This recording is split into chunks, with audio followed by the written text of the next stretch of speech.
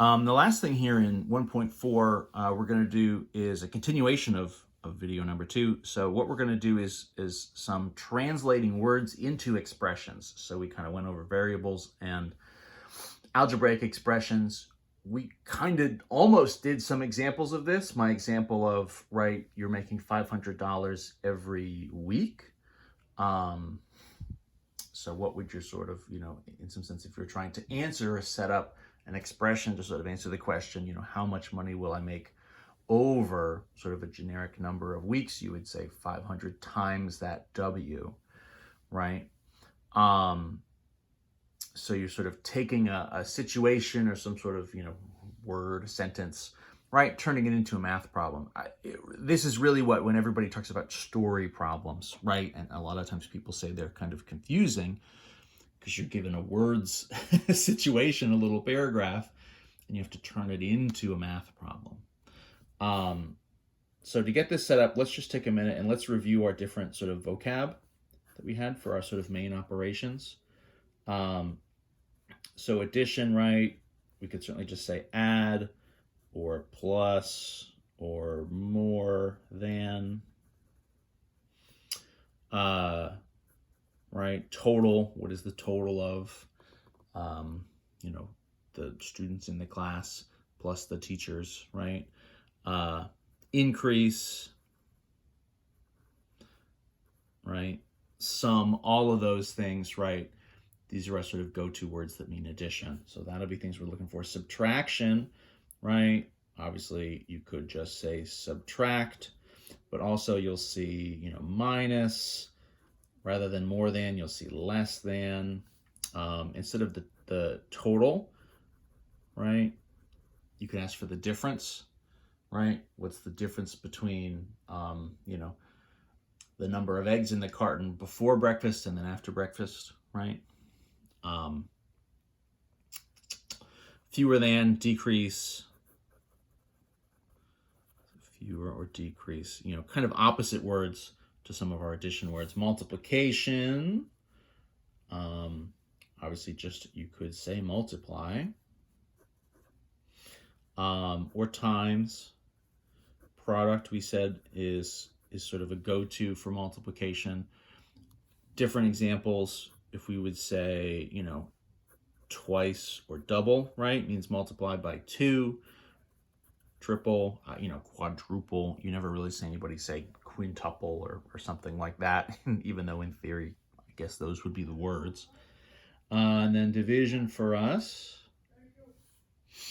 obviously divide or divided by.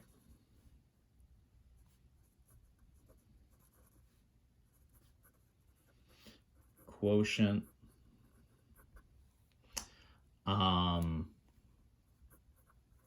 Different uses of per. That candy example that I gave in the last video, if you're giving sort of 3 candy bars per trick-or-treater, what you're doing then is you're taking your total number of candy bars, right, dividing them by 3 to sort of figure out essentially how many trick-or-treaters can you supply, how many kids coming up to the house can you give candy to before you run out. But it can be interesting. Some of these, again, can be a little context dependent, because you might also say in that salary example, $500 per week is sort of what you're earning.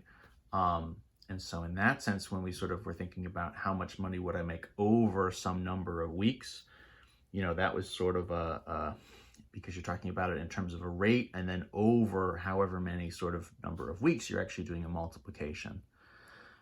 So, all this stuff is not ironclad. It'll all be a little bit sort of context dependent. But in general, kind of these are sort of good sort of starting points to go by. As always, you want to kind of check your work and sort of check your thinking. So what kind of stuff could we be looking at? Well, you might get, we're doing just sort of shorter expressions for now. We'll get a little bit longer as we go. But you could say, right, you are 5 years less than your sister's age, right? So 5 years less than. We know less than should be subtraction. And then what we need to do, right? We obviously have sort of 5 as a number. And then the sister's age here is sort of the thing that's unknown. So that would be kind of what we're going to represent with a variable. So as we're making our expressions, right, in the case of something like this, 5 years less than your sister's age, right, to be an algebra expression, part of what goes along here is that we have some sort of unknown value, right? And so it's not just a matter of saying, 5 years less than, 22 or something, right? Where you could do 22 minus 5 is 17. In this case, right, you're 5 years less than your sister's age, but we don't necessarily know what that age is. So we got to represent the age here with a variable. You could use S for sister. I guess I'll just use A for age. And so what we're going to write here to kind of represent this is, again, where context is important. You'll kind of want to maybe just sort of mark everything underneath this and almost do a direct translation. But if I do 5 minus the age, subtraction is a little tricky, right? We have to sort of stop and think, okay, if I'm 5 years less than the age, that would actually be the age itself, and then you're subtracting the 5 away from it, right? So the expression in this case would actually be the age minus 5. So the order in the subtraction is tricky, so you always got to watch out for, less than, fewer than, and how kind of things are worded to make sure you're getting things in the right order. But that's sort of the idea, right? Figure out what your number is, figure out what your operation is, figure out what your variable is, and kind of what it's representing. In the homeworks, they'll kind of do these in 2 parts. They'll sort of have you assign a variable first, I'm pretty sure, and then write out an expression afterwards. I think that's how it goes. You could do, 3 times as many points, right? So let's kind of break this down. 3 times as many points. Obviously 3 is 3. Times here, right, is our operation. That's going to be multiply, right? Times is multiplication, and then 3 times as many points. So our kind of unknown value here is points. So maybe we'll call that P for points. This is a nice one, multiplication, right? Commutative, the order doesn't really matter. And so in this case, I can kind of just go directly 3 times P. 3 times P, or you could just write even 3P, depending on your sort of notation preference. Right, so your multiplication there is going to be 3 times P. So that times, right, is a sort of word that indicates for us that we're multiplying. Let's do just a couple more. Let's see if we can at least get, so what was that? A subtraction, a multiplication. Let's do an addition and a division. So let's do the sum of your weight and 20.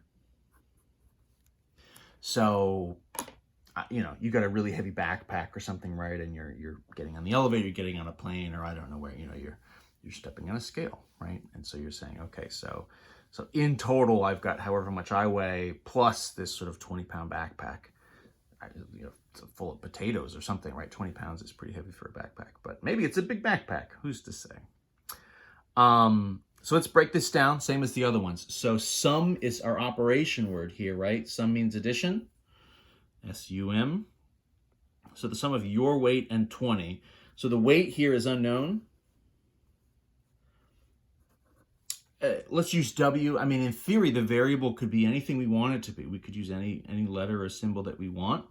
But there's no reason to get super clever about it. You could always use X if you want to. And stuff like this that's sort of pulled from the real world. I would say just use a letter that is sort of the most obvious to represent what you're working with. And so for us, weight, we're saying W, right? So the sum of our weight and 20. So then 20 obviously is our number. So we're going to add these together. And so for us, right, we would say W plus 20. Or, right? 20 plus W. In theory, both of those absolutely work, right? Again, addition, the order doesn't really matter. And so the way we would write this expression would kind of just be your preference, whichever kind of makes the most sense to you. Let's do one last one. I guess you guys know it's going to be a division, but nevertheless. So let's do the quotient, our division word, of, we should do the number of apples and 5. So I'm making this video, it's getting to be into the fall now, so classic New England fall.